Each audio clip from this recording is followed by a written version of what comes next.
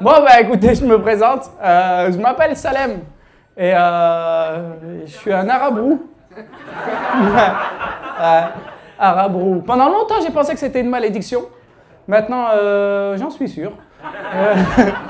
Ouais, tu sais, arabrou, c'est pas un critère de séduction. Ah ouais, tu sais, on n'a jamais entendu quelqu'un dire « Ouais, moi, mon prince charmant, il sera arabe et roux. » Personne. À la limite, arabe et riche, ou roux et décédé. Arabe roux, jamais. C'est terrible, arabe roux. Mais tu sais, le truc le plus fou, c'est que quand je dis que je suis arabe, il y a des gens, ils me croient pas. Je vous jure. Mais tu sais, dans le contexte sociopolitique français que l'on connaît aujourd'hui, si j'étais un menteur, Pourquoi je choisirais arabe? Genre, est-ce que moi, je me lève le matin, je me dis, moi, il me faut des sports extrêmes, mais toute l'année. Non, mais c'est terrible. Et tu sais, le pire, hein, une fois, une fille, je lui ai dit « Ouais, je suis arabe. » Elle me dit « C'est une information ou une menace ?» Ah non, c'est dingue. Et en plus de ça, ouais, mes parents, ils ont décidé de m'appeler Salem. Ouais, comme la ville des sorcières. Ouais. Vous savez qu'à une époque, on brûlait les sorcières? Ouais, hein. Il y a une autre époque, on brûlait les roues. Et il y a une autre époque, on brûlait les Arabes. J'ai le destin d'une merguez ici. Ah, merci. Et en vrai, ce qui est fou avec mon prénom, c'est que moi, sur ma carte d'identité, c'est écrit Salem. Mais toute ma famille, elle m'appelle Yacine. C'est fou. Ils ont fait une expérience sociale. Ils se sont dit, OK, on va écrire Salem, mais on va l'appeler Yacine. À l'école, on va l'inscrire sur le prénom de Yacine. Tous ses profs, tous ses amis, ils vont l'appeler Yacine. Et on va voir combien de temps il va mettre pour se rendre compte qu'il est schizophrène. Tu sais, mais maintenant, je sais que je m'appelle Salem. Sur mon passeport, c'est écrit Salem. Mes diplômes, c'est écrit Salem. Partout, c'est écrit Salem. Mais ma famille, elle continue de m'appeler Yacine.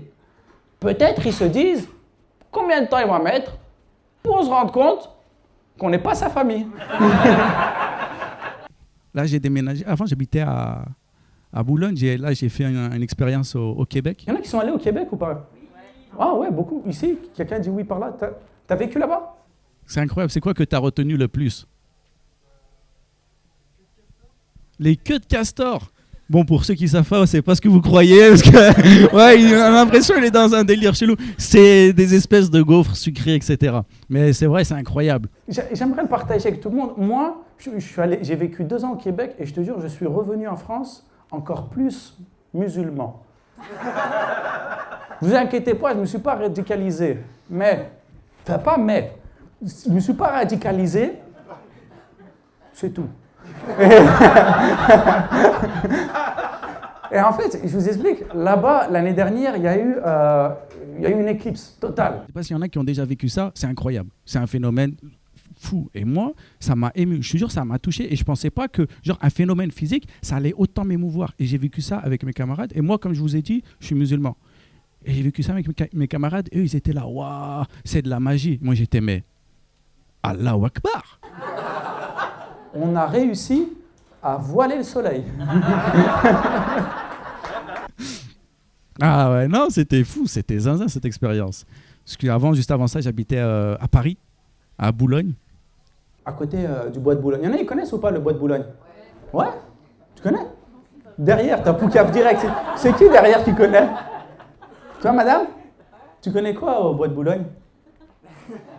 Ça dépend de l'heure de la journée. On sent qu'elle est impliquée là-bas. Mais c'est fou, moi, le bois de Boulogne, les amis, c'est zinzin. Genre, moi, j'habitais au bord du bois de Boulogne. Mais vraiment, l'appart au bord du bord. Mais tellement au bord, j'ouvrais la fenêtre, je suçais des bites. Extrêmement proche. Et tu sais, là, je suis parti au Québec, je suis revenu, et là, j'habite Paris 20e arrondissement. Et je vous jure, c'est pas des blagues, j'habite juste au-dessus d'un club échangiste. Ça me suit, c'est terrible. Je peux plus prendre de douche tranquillement, je suis obligé de boucher les trous partout, tu sais. Tu sais, en vrai, j'ai envie d'en parler, mais tu sais, j'ai pas envie d'être vulgaire et tout. J'ai envie d'en parler parce que c'est une réalité, tu sais, le bois de Boulogne et tout, c'est une folie. Mais tu sais, c'est une réalité. Il y a des gens, je vois, il y a des regards un peu inquiets. Vous inquiétez pas, je vais modérer mes propos. Il y a des gens qui payent pour aller voir des arbres. Et moi, avant d'habiter là-bas, je connaissais pas le monde des arbres. Et j'habitais trop proche. À chaque fois que je rentrais chez moi, les gens, ils croyaient que j'allais aux arbres. Alors que je suis jamais allé aux arbres de tout le mois de novembre. Et il y a des gens qui croyaient que j'allais aux arbres, mais il y a des gens, ils croyaient que c'était moi l'arbre.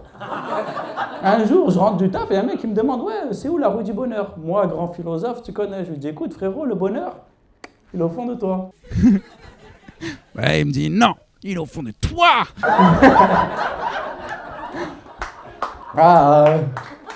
Merci. Je te jure, moi, ça m'a appris aussi des choses là-bas. J'ai appris quoi? J'ai appris qu'au bois de Boulogne, il y a tout type d'arbres. Je te jure. Il y a des chênes, il y a des sapins. Il y en a avant, c'était des chênes, ils ont transitionné sapins. Et je me demande comment certains sapins ils font pour cacher leurs pommes de pin. Moi, je pense, ils prennent le tout comme ça, ils tirent par derrière, ils ferment les jambes. Je pense, hein, parce que moi, quand j'étais petit, j'aimais... Enfin bref. Merci les amis de m'avoir écouté, c'était un plaisir.